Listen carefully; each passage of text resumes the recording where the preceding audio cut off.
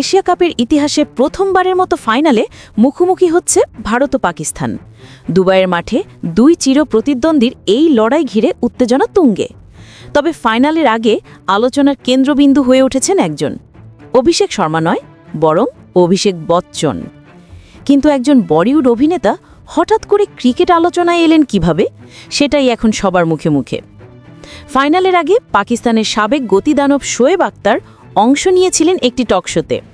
সেখানেই ভারতের ওপেনার অভিষেক শর্মা নিয়ে বিশ্লেষণ করতে গিয়ে মুখ ফসকে বলে বসেন অভিষেক বচ্চন।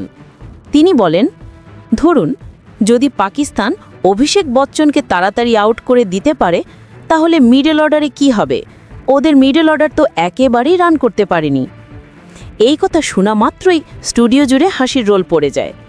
সঞ্চালক দ্রুতই তাকে ভুল ধরিয়ে দেন, আর শোয়েবও হাসতে হাসতে নিজের ভুল স্বীকার করেন। কিন্তু এতেই শেষ নয়, সেই ছোট্ট মুহূর্তেই ভাইরাল হয়ে যায় সামাজিক যোগাযোগ মাধ্যমে। হাজারো মানুষ মজার ছলে ভিডিওটি শেয়ার করতে থাকেন। আর এই মজার মুহূর্ত নজর এড়ায়নি বলিউড অভিনেতা অভিষেক বচ্চনেরও। তিনি নিজের এক্স হ্যান্ডেলে প্রতিক্রিয়া জানিয়ে লেখেন, স্যার, সম্মান রেখেই বলছি, ওরা সেটাও পারবে না, যদিও আমি ক্রিকেট খেলতেই পারি না। এই টুইট দেখে নেটিজেনরা হাসতে হাসতে লুটোপুটি খেয়েছেন। অনেকে আবার লিখেছেন, হয়তো পাকিস্তান এখন সত্যিই অভিষেক বচ্চনকে আউট করার চেষ্টা করবে। তবে আসল আলোচনার বিষয় কিন্তু ভারতের ওপেনার অভিষেক শর্মা। এই তরুণ ব্যাটার প্রথমবার এশিয়া কাপে নেমেই ঝড় তুলেছেন। এখন পর্যন্ত 6 ম্যাচে তার রান 309, গড় 51.50 আর স্ট্রাইক রেট 204, যা অবিশ্বাস্য। এর মধ্যে টানা 3 ম্যাচে 3টি 50 করেছেন তিনি। আর বাংলাদেশের বিপক্ষে খেলেছেন টুর্নামেন্টের সর্বোচ্চ ইনিংস 75 রান। তার এই দুর্দান্ত ফর্মেই পাকিস্তানের জন্য বড় দুশ্চিন্তা।